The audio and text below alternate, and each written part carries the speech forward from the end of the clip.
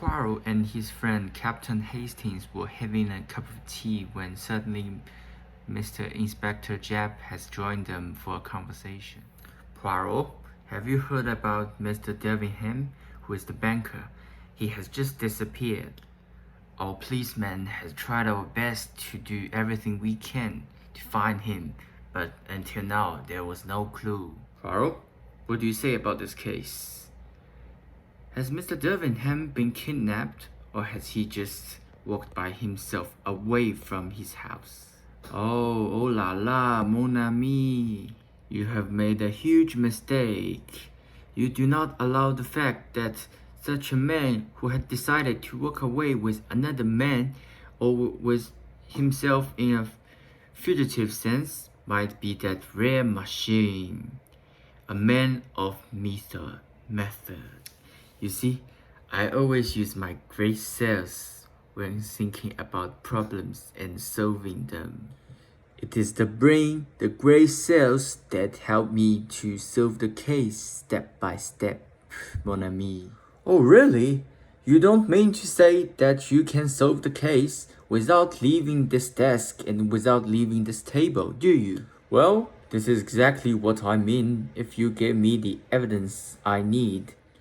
I regard myself always as a consulting specialist. Well, so let's just bet £5 for that little problem. If you win, I'll be voluntarily to give you £5. But if you lose, my friend, go Hastings, find some evidence and tell it to me. So Captain Hastings went on an investigation and questioned some of Mr. Debenham's housekeepers.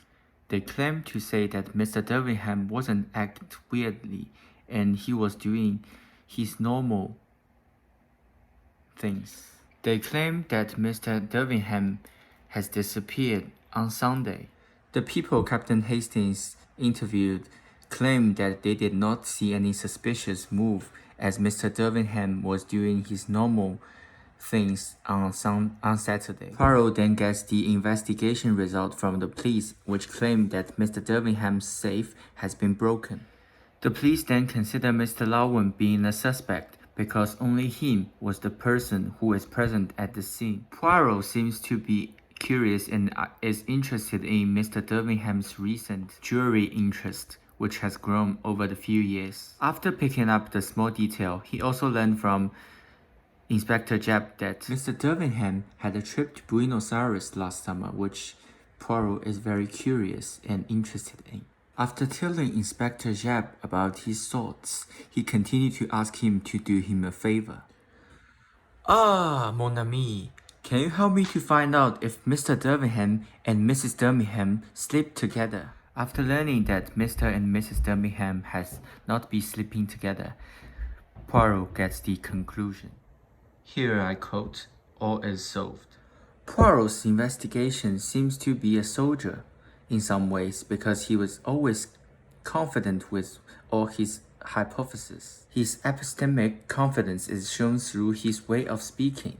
He claims that he has been using his great cells when solving problems without mentioning the scientific methods he has used. Here I quote, you have entirely overlooked the two most important points, the ones which undoubtedly hold things together. So we can see from here, Poirot is strongly against wrong predictions and beliefs. He thinks seeking the truth matters the most. The use of the word undoubtedly here emphasizes the fact that he believed in his abilities and his self-merits in solving the problem. Hence, it is possible to argue that Poirot holds the belief that one idea can overweight the other. Here I quote, you undoubtedly did not hold the clue to the whole matter. This also shows Poirot's epistemic confidence, in which he is always very confident in his own beliefs and rejects other beliefs that conflicts with his own belief. However, we should point out that Poirot's method of investigation does not seem to be emotionally related.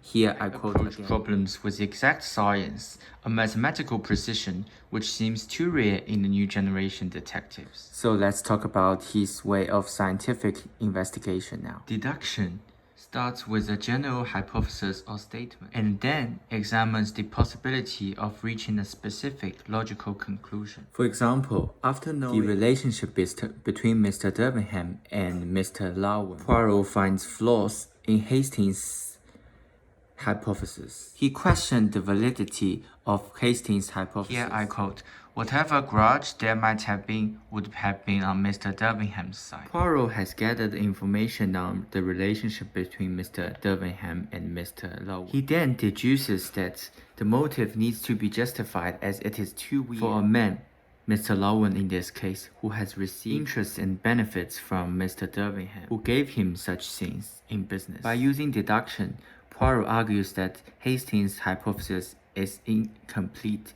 and also false. Here, we see Poirot comes from a general statement that a man who receives benefits and interest from another person will not likely be the murderer of another person and is not likely to kidnap them. On the contrary, the other way would make much more sense. Thus, he denies Hastings' hypothesis by arguing that the grudge would actually be the other way around.